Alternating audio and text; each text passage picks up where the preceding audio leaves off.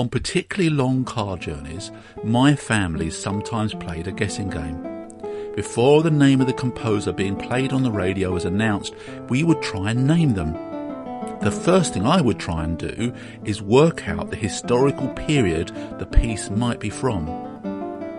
If what I was hearing was very orderly, tightly structured, regular, weaving together almost mathematical pattern of notes, that would give me quite a clue. If when I heard the start of the piece, I knew it was going to be pretty much that same tempo and volume throughout, there'd be no great crescendos and diminuendos, no dramatic or sudden changes, that would also help me. If I wasn't being taken on some heart-wrenching emotional journey, and there were no cannons being set off at the end, all that put together would give me a pretty good idea of the historical period. From these immediate observations, I might guess that the music is likely to be Baroque or early classical composition. Music from this time does not necessarily reveal much about the composer's life or character, let alone their inner life and soul. You don't hear much in this period in the way of existential angst or personal tragedy. In fact, it is possible to imagine the content person and a tortured soul from this era might write pretty similar music. So from all of this, you might place the music in the late 17th or early 18th century. If in contrast, the music on the radio was broad and expansive, with epic meandering themes, great highs and lows, torturous tension and then resolution, then at times it was very quiet and mournful, then building to a seismic crescendo. Music like this never works well on a car radio. And if by the end of this piece it felt as if the composer had bared their soul on a journey of self-discovery and self-realisation, I then knew for certain this was not Baroque. This was 19th century music, the product of Romanticism, perhaps late Beethoven. The contrast between the two musical compositions, between the Baroque and the Romantic, illustrate the way the relationship between God and the world was often conceived in those two periods. The most well-known example of the second approach is the philosophy of Hegel. As a contemporary of Beethoven, Hegel wrote his epic works of philosophy when the Romantic composers were writing their great symphonies. Hegel sees the relationship between God and creation in the way a Romantic composer was likely to see the relationship between himself and his composition. For in Hegel's philosophy, creation is a great work of romantic self-expression, self-revelation, even self-realisation. With Hegel, we are entering, as a great analyst of the modern mind, Charles Taylor says, an age of self-expression. But I would suggest that this is not just in terms of how people see themselves, as Taylor argues, but also how they see God and the world. In this process, the Creator does not just affect creation, but creation has an effect on them. With any great work of this period, there is therefore an element of self-discovery, self-fulfillment, even vulnerability. The Baroque or classical divinity, like the 17th century composer, is establishing an order and regularity, giving a stable nature to things. You can see the work of God in the mathematical regularity of creation, as Newton did, as you can see the artistry of the maestro in his masterpiece. For the Romantic, what is created is never static. It's not about establishing a regular order to things. Rather, things are always changing, always developing towards the next movement of cosmic composition. Like the Romantic epic, there are real tensions that need resolving, tragedies that need to be overcome. The natural world, society, humanity, and even human consciousness changes in this unfolding drama. You cannot step outside of this process and find truth or peace in what is above or below. The swirling, changing music is everything. This new world of constant change is the one that Hegel inhabits, but not reluctantly or fearfully. He celebrates it, embraces it, and enthusiastically invites us to enter. He sees it as full of promise for every area of life, including religion. There are few philosophers other than Hegel for whom you can express their all-pervasive influence without any exaggeration or need for qualification. For example, the greatest philosopher of the modern experience, G.W.F. Hegel, inspired nearly every great philosophical idea and movement of the past 2 centuries. So extensive has been the influence of Hegel's ideas that if one is to understand the major intellectual developments of the 19th and 20th century, one has to come to grips with Hegel. It is a remarkable fact that virtually every major philosophical movement of the 20th century, existentialism, Marxism, pragmatism, phenomenology and analytic philosophy, grew out of reaction against Hegel. The concepts, arguments and problems of these movements will remain forever alien to us until we understand what they grew out of and what they reacted against. So here we have at least one good reason to read Hegel, to understand the roots of our culture. My aim in this introduction to Hegel is to annoy as many people as possible, because I want to suggest that Hegel was a deeply religious thinker, in fact a committed Christian, and possibly a great theologian. That has the potential to upset both the radical left and the conservative right. The left has never liked the suggestion that Hegel was really a Christian theologian, for after Hegel's death, the many students of his thought fundamentally disagreed on how to interpret their master. There was a radical split in his followers between what were imaginatively known as the old right Hegelians and the young left Hegelians.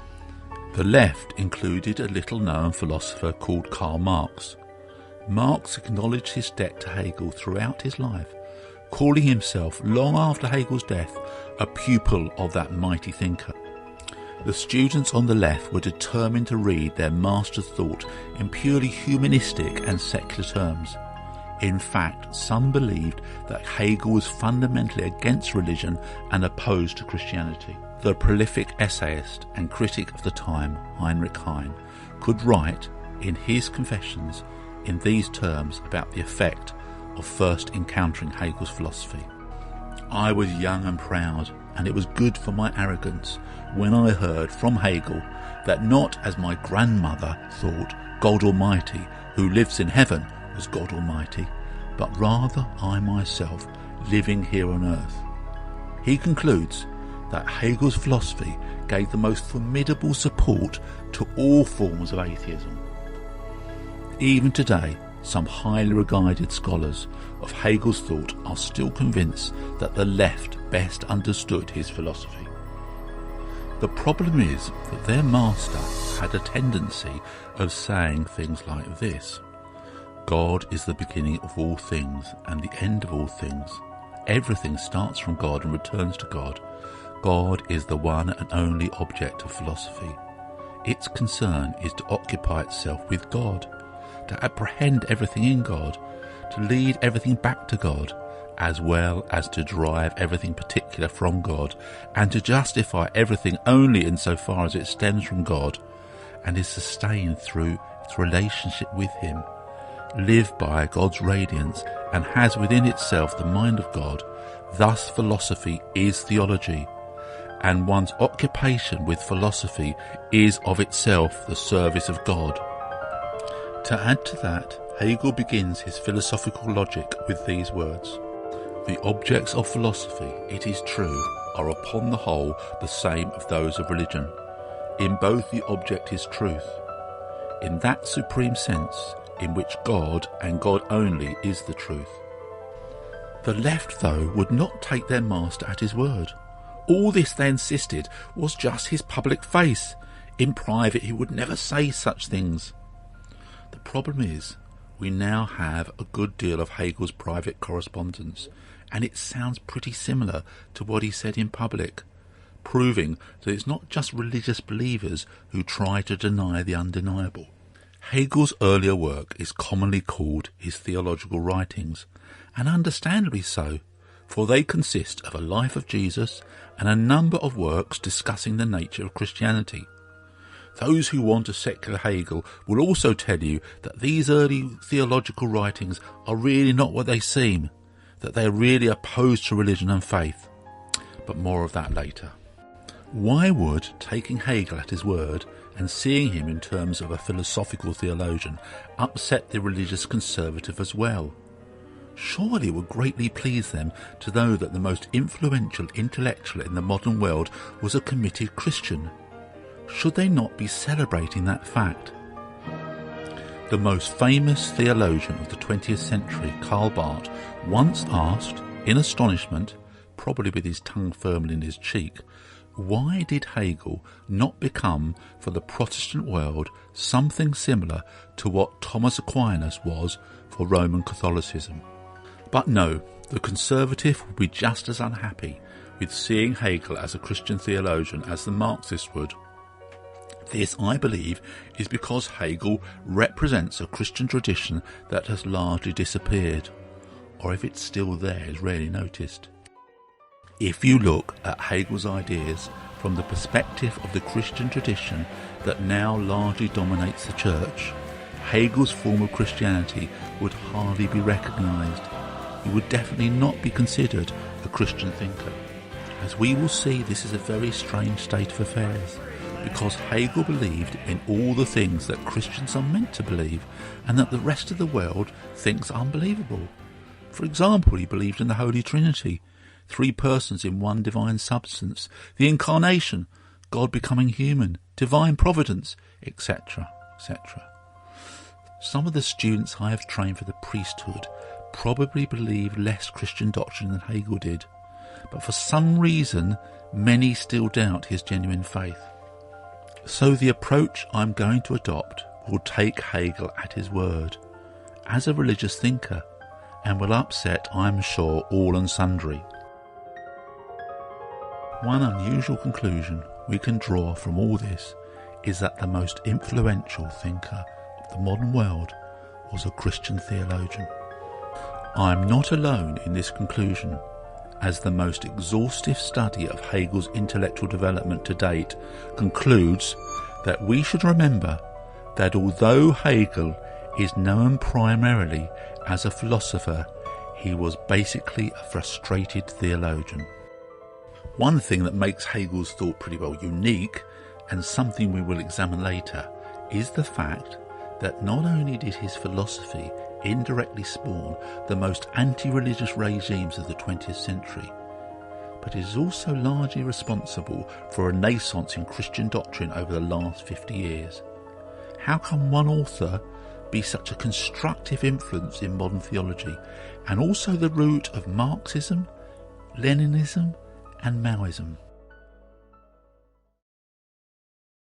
Can you recognise genius when it's young and undeveloped? If so, I would imagine you might be somewhat overwhelmed when entering Hegel's college room at Tübingen. On the one side of the room there will be Hegel lying on his bed reading the works of Lessing, an author he loved. On the next bed, deep in thought, a student who would become one of Germany's most famous lyric poets, Friedrich Hölderlin. And pacing the room, younger than the others, the boy wonder Schelling, who by his early 20s will be a well-recognised, published philosopher, and then soon after a professor at a leading university. What one would give to be a fly on the wall in that intellectual cauldron. What drew them together at the time, and what would be frequently discussed in their shared accommodation, was their enthusiasm for what was happening across the Rhine. For in the revolution sweeping France in the 1790s, they saw the beginnings of a new world order. They sang the Marseillaise, read newspapers which they managed to get from France, and started a club to discuss revolutionary ideas. Little did they know that their own philosophies would one day be as revolutionary as those they were hearing about from Paris. But what were all these promising intellectuals studying? You might have expected philosophy or literature or science. But this room they shared was in the church seminary for training Protestant ministers, so the main focus of their studies was undoubtedly theology. It is worth noting that this is the only higher education that Hegel ever received. We know a good deal about the theology the three friends studied at Tübingen because there was a well-known controversy that was dividing the faculty. The issue was how theology could cope with the philosophical challenges of the day. The philosopher who had upset everything was Kant. One of Hegel's teachers was convinced, much to the students' surprise, that Kant's thought would allow belief in the most conservative Christian orthodoxy. Another of Hegel's tutors took the opposite approach, arguing that Kant's philosophy radically challenged traditional belief. The overly enthusiastic Schelling embraced the radical interpretation of Kant, but Hegel was not so sure. This is a characteristic of Hegel's, which we will become familiar with. Yes, he shared with Schelling the rejection of unquestioning orthodoxy that he observed in the conservative lecturer, but he would not be radicalised. He was, as we will see, always keen to find a middle way, some synthesis of the two. Hegel's nickname when he was at school was the Old Man. He was never one to pull up every intellectual route and start from scratch. He had a great love of the past, particularly classical literature. Schelling would remind Hegel later in life that when they were roommates at college, Hegel was not that interested in discussing philosophy of the day, but looked to the past. It was his other roommate Hölderlin and Schelling who were part of the radical student group studying Kant's new ideas. There is no doubt, as others have observed, that Schelling was the hare. After a flurry of books, Schelling would burn out, and Hegel, the tortoise, would eclipse him after Schelling's youthful star had fallen. Hegel did not get ordained after his time in seminary, but the question of the nature and role of religion in society remained a central concern of his. When first leaving Tübingen, Hegel's ambition was to become a man of letters who would educate society and reform the church, much like the Enlightenment thinkers he admired. It is often suggested that Hegel's development into the philosopher he eventually became was a direct consequence of the intervention of the two friends we have already been introduced to from his Tübingen days.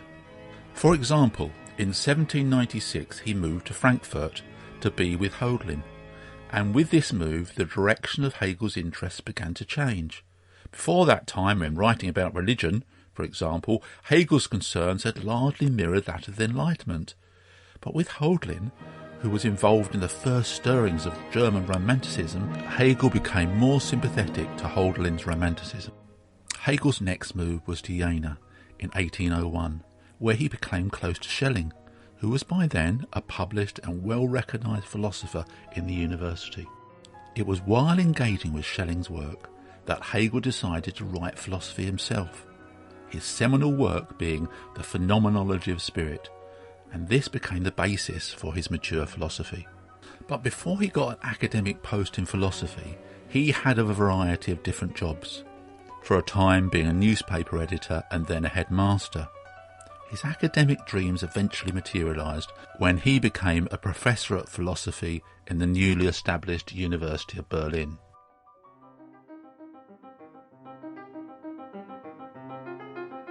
What would Bach make of Beethoven?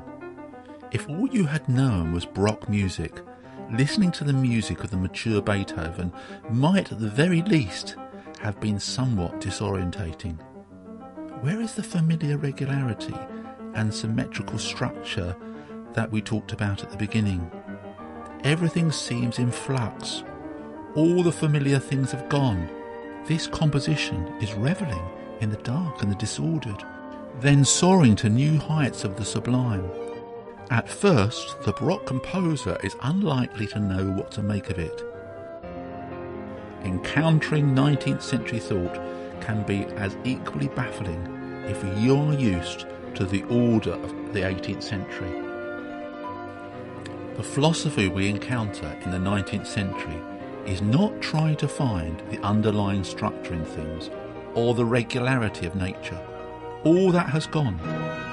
For when reading the masters of 19th century thought, like Hegel, Schopenhauer or Marx, there is no interest in stable forms or everlasting structures. They do not want us to escape the turbulence history or the fluid cultural change at the centre of their thought. Having written the first draft of this chapter and extensively developing the musical analogy, it was interesting to come across this in a fascinating study of the relevance of Hegel's philosophy for contemporary theology by the theologian Nick Adams. Reading Hegel is more like listening to Beethoven. There is a wildness, a genuine and self-conscious history.